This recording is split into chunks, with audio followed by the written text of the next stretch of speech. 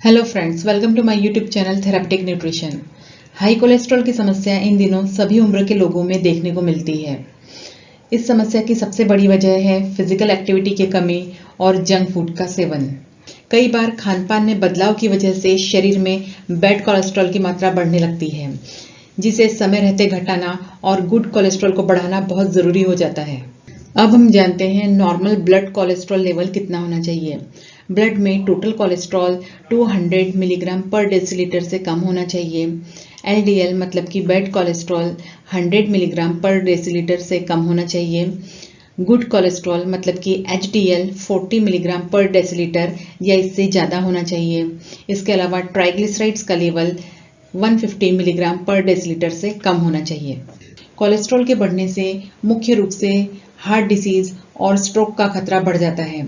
इसलिए अगर आपको सीने में दर्द महसूस हो, बेचैनी हो या दिल बहुत जोर जोर से धड़कने लगे तो ये कोलेस्ट्रॉल के बढ़े होने के संकेत हो सकते हैं। इसे नज़रअंदाज करना आपके लिए जानलेवा साबित हो सकता है।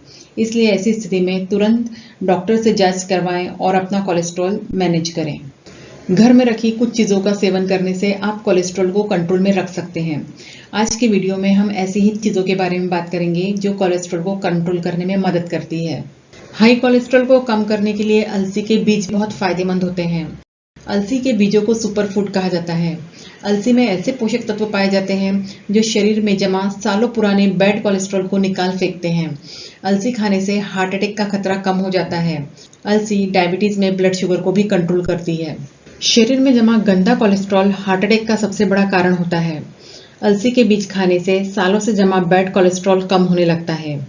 ठंड में अलसी खाने से शरीर गर्म रहता है और इम्यूनिटी मजबूत होती है। अलसी के फायदे इतने हैं कि उन्हें गिनना मुश्किल हो जाएगा।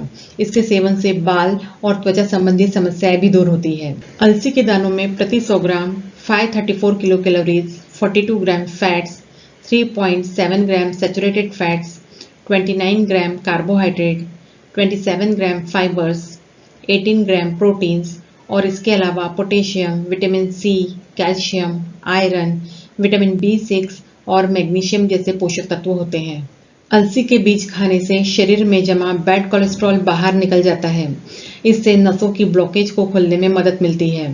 अलसी का सेवन करने से ब्लड सर्कुलेशन अच्छा रहता है और इसमें पाया जाने वाला ओमेगा 3 फैटी एसिड्स हार्ट को हेल्दी बनाए रखता है। हमारा अगला फूड जो कि बैड कोलेस्ट्रॉल को कम करने में मदद करता है वो है पत्ता गोभी। वैसे तो लगभग ज़्यादातर प्रकार की हरी और पत्तेदार सब्जियों का सेवन करना हाई कोलेस्ट्रॉल के मरीजों के लिए फायदेमंद होता है, लेकिन इनमें सबसे खास है पत्ता गोभी। पत्ता गोभी का नियमित सेवन करने से आर्टरीज में जमा गंदा कोलेस्ट्रॉल धीरे धीरे कम होने लगता है। पत्ता गोभी में कई प्रकार के पोषक तत्व पाए जाते हैं जो आपको कई रोगों से बचाने में मदद करते हैं। यह कैलोरी में कम होती है, इसलिए यह वजन घटाने के लिए डाइटिंग करने वालों के लिए एक बेहतरीन ऑप्शन हो सकता है। इसमें विटामिन और मिनरल्स भरपूर मात्रा में होते हैं जो आपके स्वास्थ्य को कई फायदे पहुंचाते हैं। पत्ता गोभी का सेवन न केवल हार्ट डिसीज को दूर करने में मदद करता है, बल्कि यह स्किन और बालों के लिए भी बहुत फायदेमंद होता है। इसमें कई खास तत्व होते हैं। पत्ता गोभी में फाइबर्स और फाइटोस्टेरॉल नाम के बहुत ही खास तत्व होते हैं जो इंटेस्टाइन से कोलेस्ट्रॉल के एब्जॉर्प्शन को रोकते हैं। नियमित रूप से इसका सेवन करने से बैड कोलेस्ट्रॉल का बढ़ना रुक जाता है।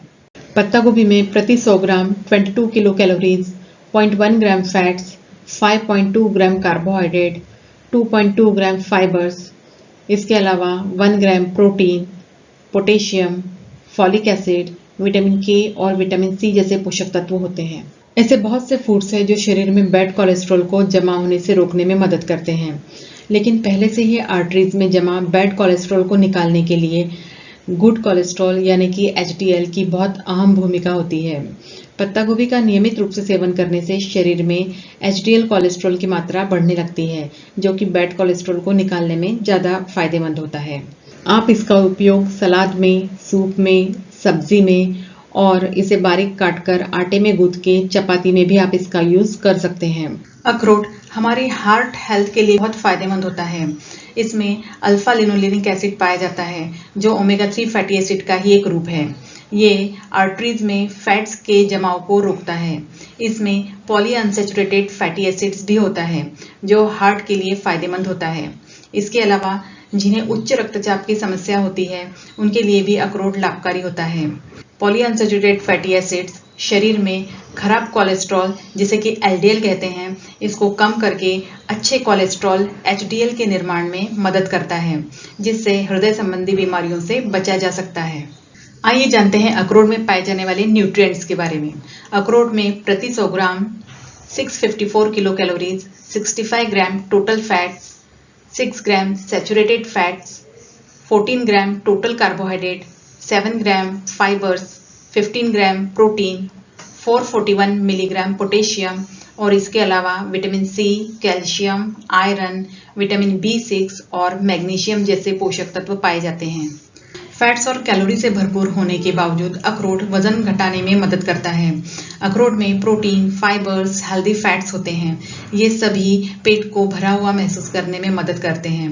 स्नैक्स के रूप में रोजाना अखरोट खाने से भूख कम हो जाती है और जंक फूड खाने से भी हम बच जाते हैं। बढ़े हुए कोलेस्ट्रॉल को कंट्रोल करने के लिए मेथी के दाने बहुत ही कारगर होते हैं। मेथी के दानों में कुछ ऐसे कंपाउंड्स होते हैं जो लीवर द्वारा कोलेस्ट्रॉल के अतिरिक्त उत्पादन को रोकने में मदद करते हैं। साथ ही हमारे इंटेस्टाइन से कोलेस्ट्रॉल के एब्जॉर्प्शन को भी रोकते हैं। अध्ययन में यह पाया गया है कि मेथी के बीज गुड कोलेस्ट्रॉल को बढ़ाते हैं और बैड कोलेस्ट्रॉल को धीरे धीरे कम करने में मदद करते हैं। मेथी के दानों में प्रति 100 gram 333 kilo calories, 44 gram carbohydrate, 26 gram protein, 5.8 gram fats, 48 gram fibres, साथ ही calcium, iron, phosphorus, copper, magnesium और पोटेशियम जैसे पोषक तत्व होते हैं। मेथी के दाने लीवर में मौजूद एलडीएल रिसेप्टर्स को बढ़ाते हैं, जो खराब कोलेस्ट्रॉल को ब्लड से बाहर निकालने में मदद करते हैं।